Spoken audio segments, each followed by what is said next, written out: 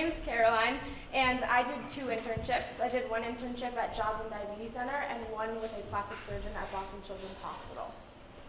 So my interest in the medical field started with my type 1 diabetes. I was diagnosed when I was 2 years old, so I've never really known a life without it. I've received my diabetes care at Joslin Diabetes Center for the past 16 years, so I've made lots of relationships with doctors, child life specialists, and everybody that's there to support me.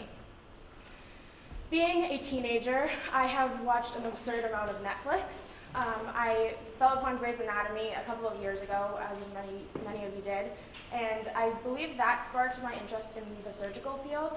So obviously a lot of people watch Grey's Anatomy and they think that they like surgery and would like to do it, but it's just a far-fetched dream and they don't think they could ever experience it.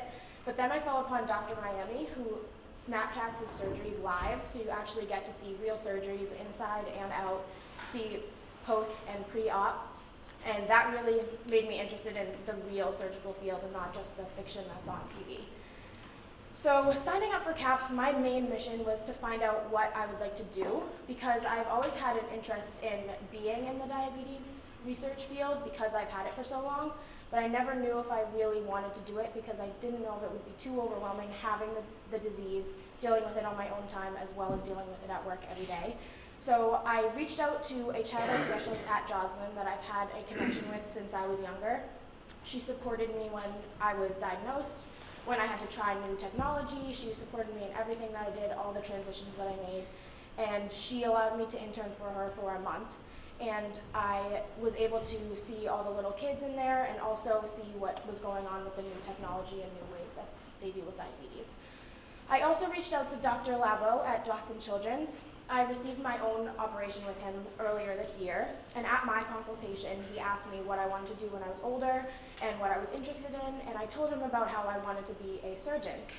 And so he offered for me to shadow him if I ever wanted to, if I ever had the time, and see what the medical field was actually all about, because you see all the glamour and glitz on TV, but you don't really know what's behind it. So I took up both of the offers. I reached out to both of them, and I split my time between the two because I really wanted to see which one would be for me. Yeah. So starting at Joslin, I walked in and it was an easy transition because I've been there for so long. I knew my way around, I knew everybody there. I really just spent time in the playroom with the kids who were newly diagnosed, and I spent time with them and asked them questions about how they were dealing with everything. And I learned a lot about the new technology that is out there. So I was diagnosed 16 years ago. Obviously, I did not have everything that is out there today. My parents had to wake up every 2 hours, check my blood sugar, worry about everything because there wasn't always that support system. So being at Joslin, I learned about all the new pumps. So there's the new Omnipod, which is unlike traditional pumps because it is small, lightweight, waterproof, and tubeless. So there's a little white device that goes either on your stomach, arms, or back, high up back area, and it basically transmits your transmits your insulin wirelessly through the blue monitor system, so you can enter how much you need, and it has all of your information programmed in it.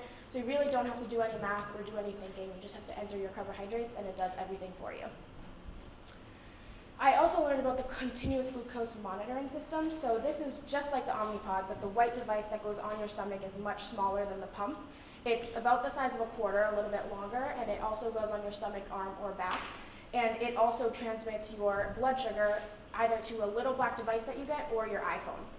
So I actually have this device, and it works perfectly because when I'm in school, I don't always have to check my blood sugar, and it tells me if I'm going high or low, so I can tell my teachers if I need to leave or go to the nurse. It's also very helpful at night because your parents don't have to wake up and check you all the time because it can alert their phones too. So it makes a really loud beeping noise, wakes you up, tells you whether you're high or low, and that helps you a lot. This is also wireless, so you can be 10 feet away from it, which is also a big improvement because with the wireless pump, it can't do anything, I think, past 5 feet of you. And so the continuous glucose monitoring system, I can leave my phone downstairs in the bathroom and it'll still alert me if I'm high or low. So also in efforts to support Joslin, I raised about $1,500 to support education and research. I have done walks and raised money in the past, but I felt like I wanted to do more because seeing all this new technology really inspired me to help further it more because it really has made such a difference in kids' lives.